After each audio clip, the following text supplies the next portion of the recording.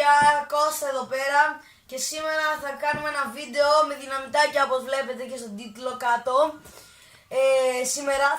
Σήμερα γιατί αυτά είναι πολλά δυναμητάκια όπως βλέπετε.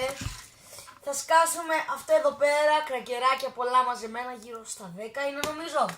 Και αυτό εδώ πέρα που είναι ένα μαστίγιο με 3 κρακεράκια. Σε τώρα θα κατεβούμε κάτω.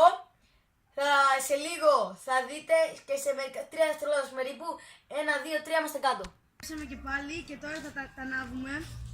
Πρώτα αυτό. Έλα και εσύ να κάνεις και εσύ. Βάλτε μου.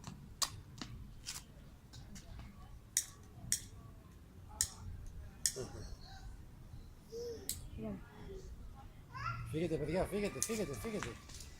Ναι, κάνει θόρυβο.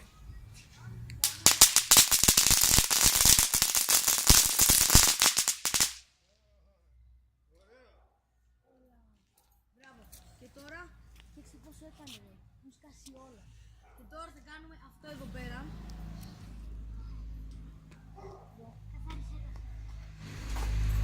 Άστα Βασίλη, άστα. Και τώρα αυτό εδώ πέρα.